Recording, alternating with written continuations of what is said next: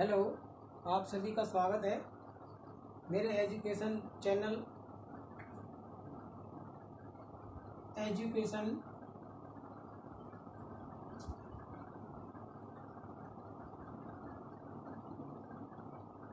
Pen Shakya.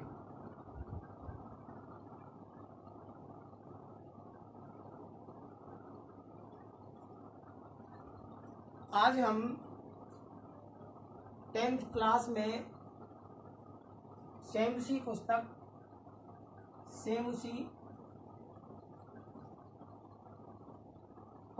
जो कि syllabus change होने से पहले चला करती थी, NCERT की बुक, उसमें कौन कौन से पाठ हैं उसके बारे में थोड़ा सा देखते हैं।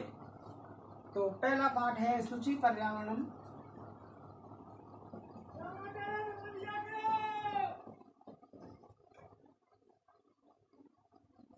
पहला पाठ सूची पर्यावरणम, दूसरा पाठ गुणवती कन्या,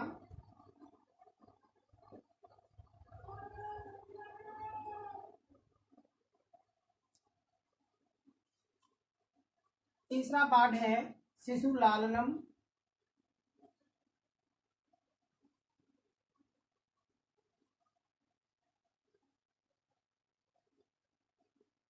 चौथा पाठ है व्यायाम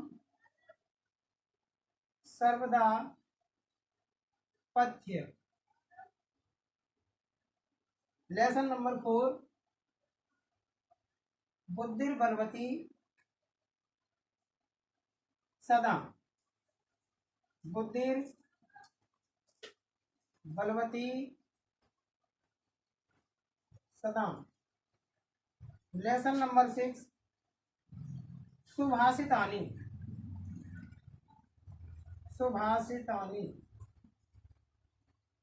लेसन नंबर 7 भूकंप विभीषिका।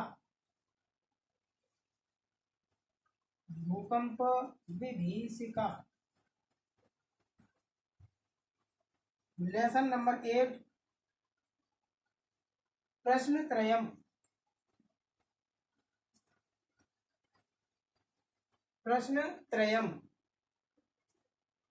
लेसन नंबर 9 प्राणेभ्यो अपि प्रिय सुहृद। लेसन नंबर 10 अन्योक्तयः।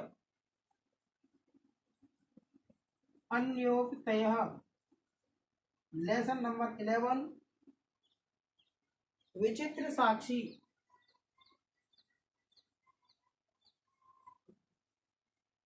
लेसन नंबर 11 जीवनम विभवम विना।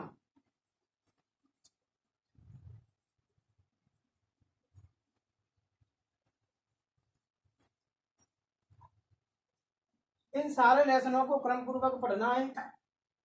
हमने अभी तक सूची पर्यावरणम का श्लोक नंबर 1 और 2 पढ़ लिया था। ये सारे वही पाठ हैं जो सिलेबस चेंज होने से पहले 10th की पुस्तक थी। सेमसी प्रथम,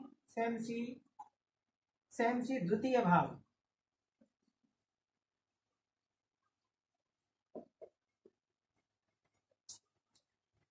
अब हम सूची पर्यावरणम इस लेसन के तीसरे श्लोक का अध्ययन करते हैं। ये सारे लेसन हैं, देख लीजिए, एक बार इनको नोट कर लेना है। ये पुस्तक खरीदनी है, जो कि NCERT की बुक है। सिलेबस चेंज होने के बाद यही बुक लागू होगी। आगे देखें सूची पर्यावरणम का श्लोक नंबर 3।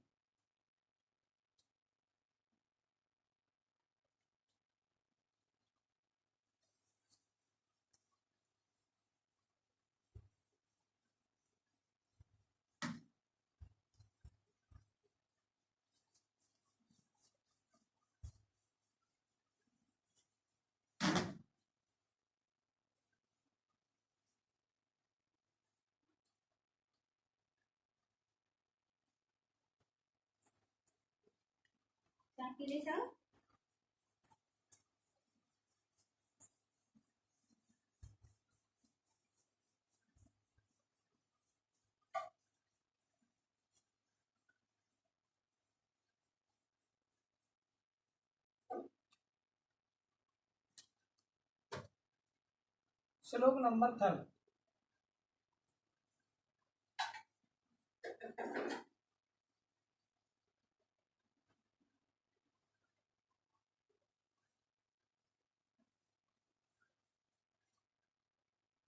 वायुमंडलम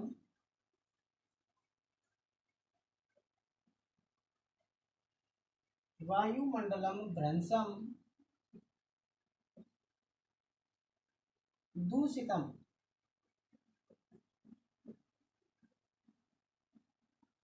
नहीं निर्मलम जलम।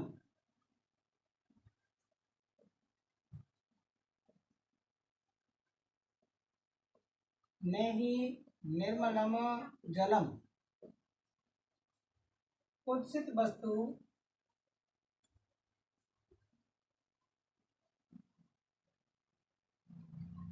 वस्तु मिश्रितम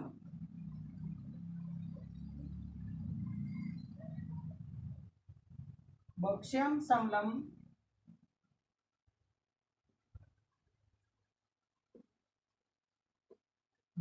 समलम धरातलम।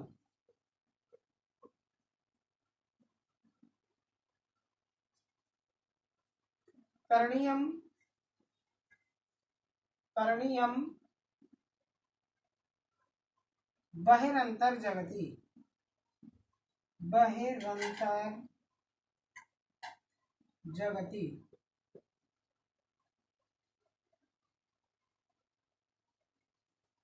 बहुशब्दीकरणम।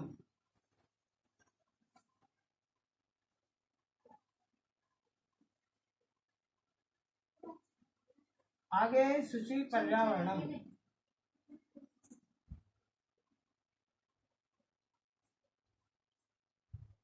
वायुमंडलम यानी कि वायुमंडल किसे कहते हैं? आसमान परितः ये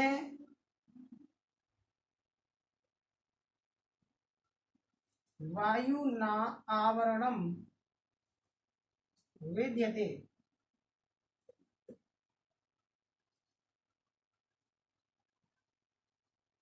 तमेव वायुमंडलम कथ्यते। ये कह सकते हैं कि हमारे चारों ओर जो गैसीय आवरण है, वायु का जो गैसीय आवरण है, उसको वायुमंडल कहते हैं।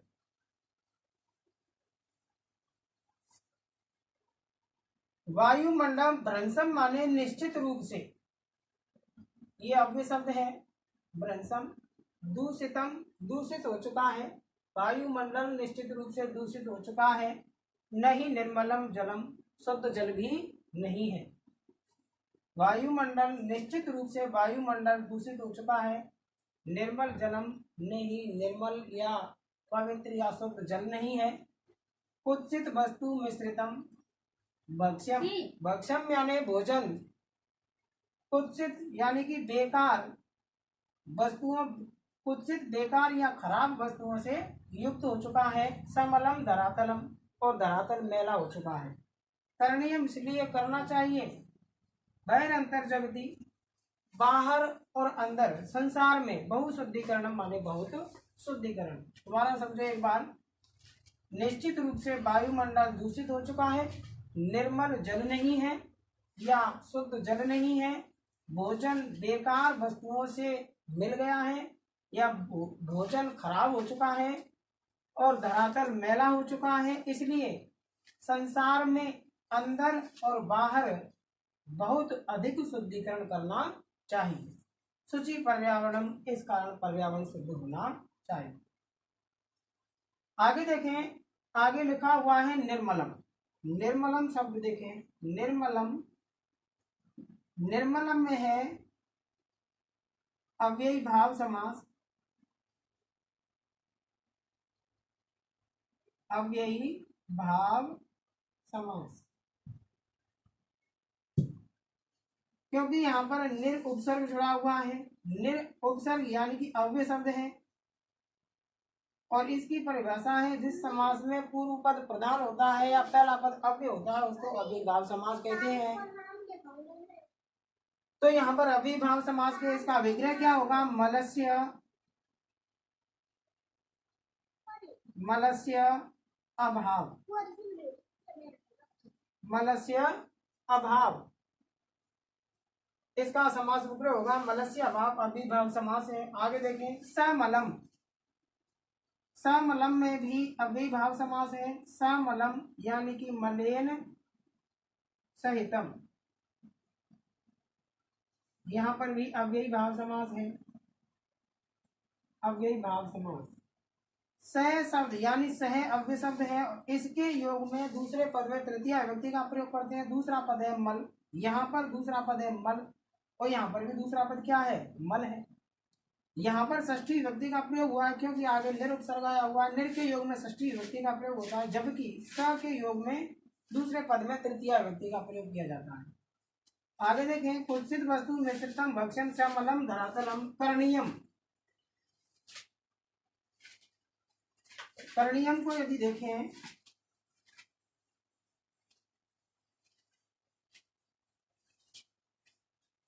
करणीयम में क्री मूल धातु है। क्री क्या है? धातु।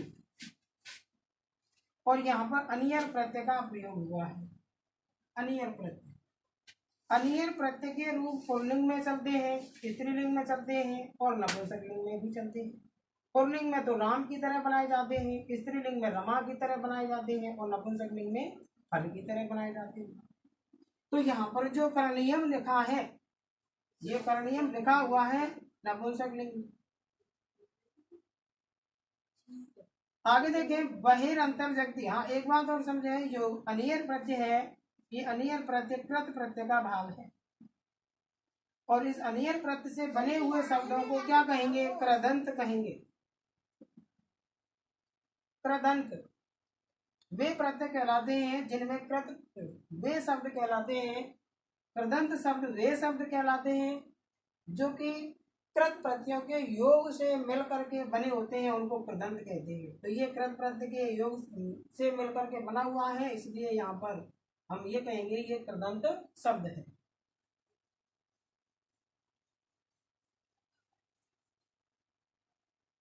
आगे देखें बहिरंतर जगती में बहि विसर्ग प्लस अंतः विसर्ग प्लस जगति, यहाँ पर ऋत्व विसर्ग संधि का प्रयोग हुआ है। ऋत्व विसर्ग संधि, मोस्ट ये ऋत्व विसर्ग संधि क्यों है? क्योंकि इसकी परिभाषा है कि विसर्ग से पहले ए और आ नहीं होना चाहिए, ये नहीं होना चाहिए, यानी कि विसर्ग से पहले अन्य मात्राओं का प्रयोग हो सकता है, जैसे कि ई आ सकती है, ऊ आ सकता है, या ए आ सकती है, ओ आ सकता है, यानी कोई भी यहाँ पर मात्रा हो सकती है विसर्ग से पहले। लेकिन यहाँ पर कौन सी है? ई है। यदि यहाँ विसर्ग से पहले ए की मात्रा होती तो विसर्ग के स्थान पर रे आदेश नहीं होता। क्योंकि यहाँ विसर्ग से पहले ए नहीं है, इसलिए इस विसर्ग के स्थान पर रे आदेश हो जाएगा। आगे देखें अंतः प्लस जगती, फिर यहाँ विसर्ग से पहले ए की आवृत्ति, यहाँ तो ए की आवृत्ति है, फिर यहाँ पर क्यों हुआ? यहाँ पर इस विसर्ग के स्थान पर रे क्यों हुआ? जबकि मैंने ये बताया है कि विसर्ग से पहले ए और आ नहीं होना चाहिए, यहाँ पर तो है। यदि इस प्रकार की स्थिति होती है तो इस शब्द को देखेंगे, यदि ये शब्द अव्यय है, यहाँ ये कह सकते हैं यदि विसर्ग से पहले ए आया हुआ है लेकिन ए अव्यय में आया हुआ है, या फिर ऋकारांत शब्दों में ए आया हुआ है। ऋकारांत, जो शब्द ऋकारांत है उनमें अंत में ए बोला जा रहा है और उसके बाद विसर्ग है, तो विसर्ग के स्थान पर रे आदेश करते हैं। जैसे कि देखो दूसरा उदाहरण है पुनः प्लस अत्र, विसर्ग से पहले ए है लेकिन ए शब्द अव्यय में बोला गया है, इस कारण इस विसर्ग के स्थान पर रे आदेश करेंगे और शब्द बनता है पुनरत्र। तो यहाँ संधि कौन सी हुई? ऋत्व विसर्ग संधि हुई। मोस्ट है, इसको याद रखिए। आगे देखो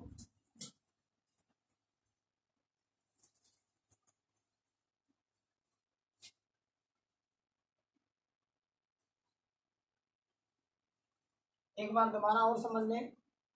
निश्चित रूप से वायुमंडल दूषित हो चुका है, शुद्ध जल नहीं है, भोजन दूषित वस्तुओं से मिल गया है या मिश्रित हो गया है, धरातल मैला हो गया है, इसलिए संसार को अंदर और बाहर से बहुत अधिक शुद्ध करना चाहिए। श्लोक नंबर दूसरा देखते हैं। इसका अर्थ नोट करना है, सभी को पेन कॉपी लेके बैठना है और अर्थों को नोट करना है, क्योंकि सीधे सीधे ही ये परीक्षा में इनका अर्थ पूछा जाता है 4 या 5 नंबर का। निश्चित रूप से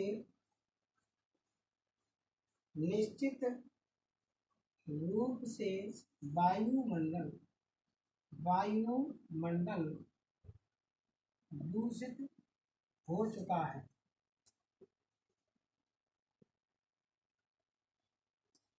जल अपवित्र हो चुका है। जल अपवित्र हो चुका है। भोजन दूषित वस्तुओं से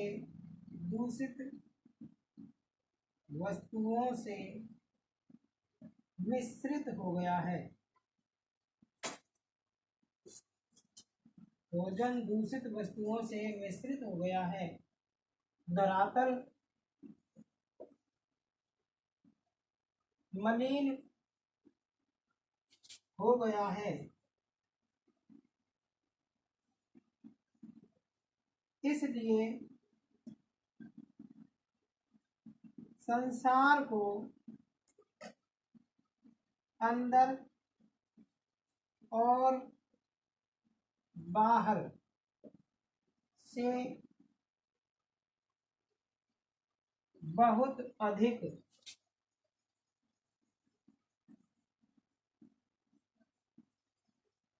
शुद्ध करना चाहिए। एक बार इसका अर्थ नोट करें सभी।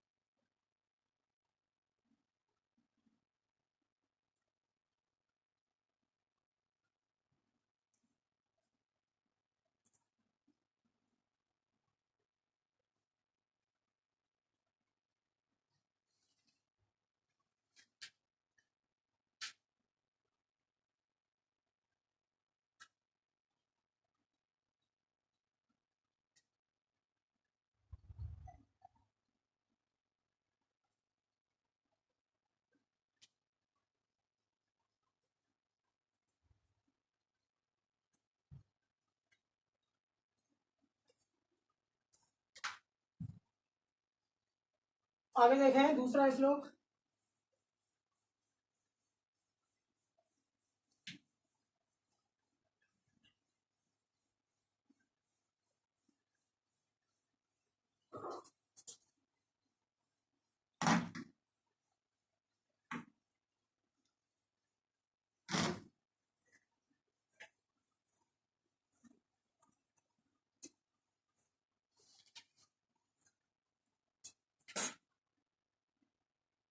श्लोक नंबर 2।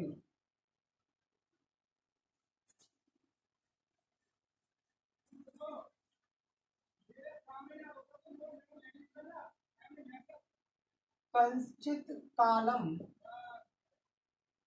नय माम अस्मान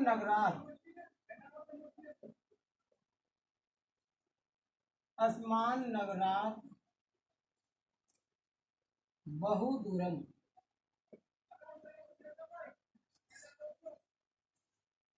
प्रपश्यामि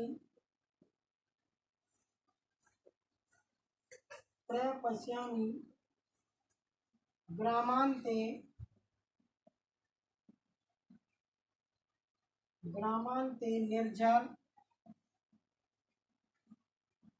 निर्झर नदी पयपुरम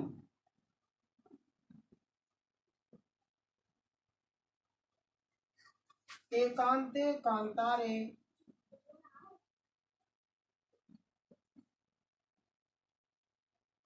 क्षणमपि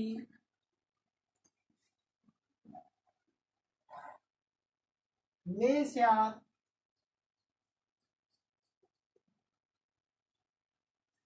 संचरणम।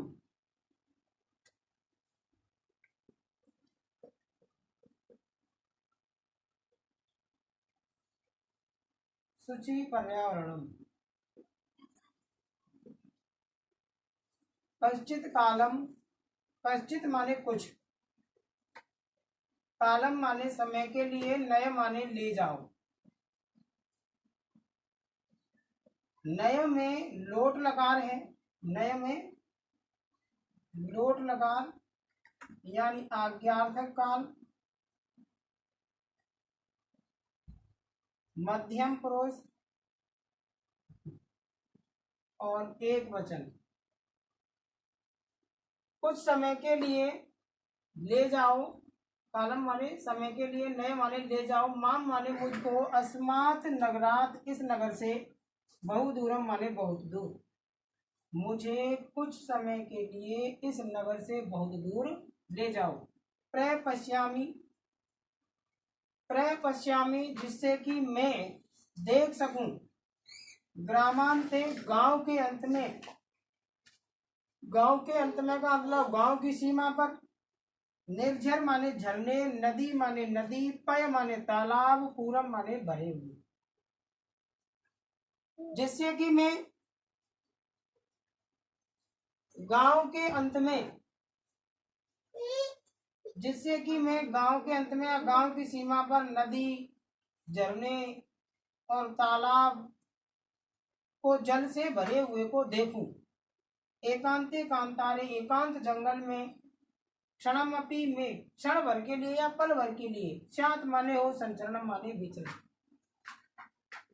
यहाँ पर कवि ये कल्पना कर रहा है कि इस गांव के, इस नगर के शोरगुल से मुझे कुछ दूरी पर, गांव की सीमा पर मुझे ले जाएं, जिससे कि मैं गांव के शोरगुल से दूर हो सकूं और एकांत स्थान पर क्षण भर पर मैं रहकर सबकी अनुभूति कर सकूं। दोबारा देखें, मुझे कवि कहना चाह रहा है कि मुझे कुछ समय के लिए इस नगर से बहुत दूर ले जाओ, जिससे कि मैं गांव की सीमा पर झरने, नदी, तालाब आदि को देख सकूं। एकांत जंगल में क्षण भर के लिए मैं विचरण कर सकूं, कुछ समय के लिए मैं एकांत स्थान पर रह सकूं, निश्चिंत भाव से यानी सुख की मैं अनुभूति कर सकूं। तो आगे देखिए, पश्चित कालम नय में लोट लकार है, अस्मान नगरात माम अस्मात् प्लस नगरात, यहां देखें यहां कौन सी संधि है, अस्मात् नगरात में यमुनागम संधि है, यमुनागम संधि। यदि वर्ग के प्रथम वर्ण के बाद में पंचम वर्ण की आवृत्ति होती है। वर्ग के प्रथम वर्ण के बाद में पंचम वर्ण की आवृत्ति होती है, तो ऐसी स्थिति पर वर्ग का प्रथम वर्ण अपने ही वर्ग का पांचवा वर्ण बदल जाता है, यानी ने में बदल जाएगा। इस तरह ये यमरागम संधि होती है। ये व्यंजन संधि का ही भाग है, व्यंजन संधि में ही शामिल है। आगे देखें, पश्यामी में, पश्यामी में पश्य धातु है। पश्य धातु में लट लकार है। रूप कैसे बनेंगे? पश्यति, पश्यतः, पश्यन्ति, पश्यसि, पश्यतः, पश्यतः, पश्यामि, पश्याम, पश्याम। तो लट लकार वर्तमान काल है। वर्तमान काल और उत्तम पुरुष एक वचन। प्र पश्यामी, पश्यामी में प्र तो अक्षर लगा हुआ है, पश्य धातु है, वर्तमान काल है, लट लकार है, उत्तम पुरुष है, एक वचन है। ग्रामांते, ग्राम प्लस अंते, ग्रामांते में ग्राम प्लस अंते, यहाँ दीर्घ संधि है। दीर्घ संधि क्योंकि दोनों जगह पर स्वर वर्णों की आवृत्ति होती है। दीर्घ संधि में दोनों जगह समान वर्ण है। समान वर्ण कौन कौन से होते हैं? समान वर्ण होगा ए, आ, ई, उ और री। इन्हीं वर्णों की समानता होने पर दीर्घ संधि आदेश होती है। अन्य कोई भी वर्णों की समानता होगी तो वहां दीर्घ संधि आदेश नहीं करेंगे। आगे देखें, एकांते कांतारे, एकांते कांतारे में एकांत कांतारे, यहाँ पर कर्मधारय समास है। कर्मधारय समास, कर्मधारय समास का मतलब है पहला पद विशेषण और दूसरा विशेष। तो विशेषण कौन सा है? एकांत, और विशेष कौन सा है? कांतारे। इसका विग्रह करते समय जो पूर्व पद में विभक्ति लगी हुई है वही विभक्ति किसमें लगाओगे? प्रथम पद में लगा दोगे। इसलिए ये क्या लिखा हुआ है यहाँ पर? एकांते और कांतारे। ये इसका क्या है? विग्रह, और ये क्या है? समस्त पद है। संचरणम में देखें, जो कि पूर्व श्लोक में भी आया था, सम प्लस चरणम। यहाँ पर पंचम वर्ण और पंचम वर्ण के बाद है वर्ग का प्रथम वर्ण। ऐसी स्थिति में दो संधियां आदेश होती है। याद रखेंगे इसको। देखो एक बार इसको नोट कर रहे हैं।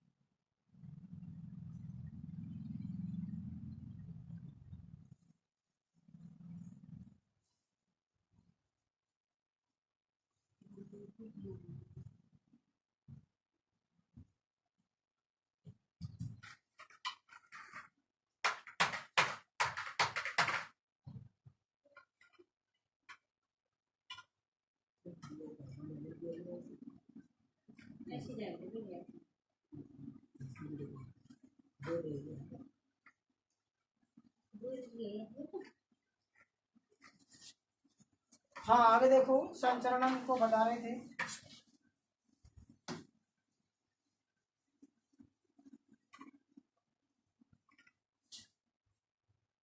संचरणम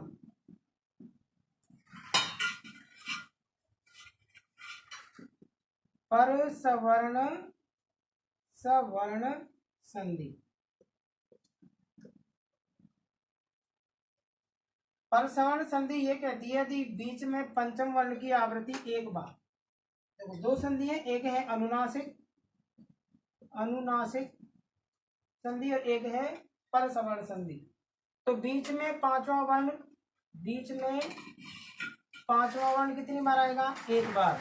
और यहाँ बीच में पांचवा वर्ण कितनी बार आएगा? दो बार। बीच में पांचवा वर्ण कितनी बार? दो बार। यहाँ देखो इससे पहचान लो कि अनुनासिक में बीच में पांचवा वर्ण 2 बार है और यहाँ पर पांचवा वर्ण 1 बार, तो पर सवर्ण 1 बार पांचवा वर्ण, अनुनासिक 2 बार पांचवा वर्ण। मैं ये कह रहा था यहाँ दूसरी संधि भी होती है, वो कौन सी होती है? अनुस्वार संधि। अनुस्वार संधि केवल पहचानी जाएगी किससे? अनुस्वार से। वही नियम है जो परसवर्ण संधि का नियम है, यानी मैं के बाद में के च टे ते पे वर्ग आएंगे तो क्या करना है? ये वाला वर्ण अपने, ये वाला वर्ण और इसका हलंत हो जाएगा, हलंत होकर के इसकी संज्ञा हो जाएगी, संज्ञा होकर के ये लोप हो जाएगा, लोप होकर के पूर्व वर्ण पर बिंदी लगा देंगे, तब तो हो गया अनुस्वार संधि। यदि यदि इसका पांचवा वर्ण इसके स्थान पर करते हैं, इसका पांचवा वर्ण इसके स्थान पर करते हैं, या टे का पांचवा वर्ण मैं के स्थान पर, या ते का पांचवा वर्ण मैं के स्थान पर, या फिर पे का पांचवा वर्ण मैं के स्थान पर, तो ऐसी स्थिति में संधि कौन सी होगी? परसवर्ण संधि। यानी हम इसको इस तरह से भी लिख सकते हैं संचरणम, इस तरह से भी लिख सकते हैं। यदि ऐसे लिखा है तो संधि बताओगे अनुस्वार। यदि इस प्रकार से लिखा है यानी कि च का पांचवा वर्ण क्या हो रहा है? ये, ऐसी स्थिति बताओगे तो वहां लिखोगे परसवर्ण संधि।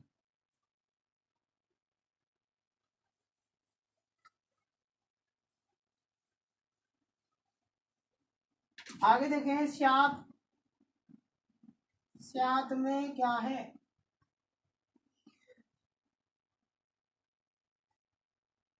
स्यात में अस धातु है, अस धातु, अस माने है होना। लकार कौन सा है इसमें? स्यात, स्याताम, स्यु होना चाहिए, चाहिए अर्थ में प्रयुक्त होगा यानी विधिलिंग लकार है। एकांत जंगल में क्षणभर के लिए भी हो सके, विचरण हो सके, विधिलिंग लकार होना चाहिए, विधिलिंग लकार चाहिए अर्थ में। एक बार दोबारा समझो। कुछ समय के लिए मुझे इस नगर से बहुत दूर ले जाओ जिससे कि मैं गांव की सीमा पर झरने, नदी, तालाब आदि को देख सकूं और एकांत स्थान पर क्षणभर के लिए भी मेरा विचरण होना चाहिए या मैं घूम सकूं। श्लोक नंबर देखो, श्लोक नंबर 3।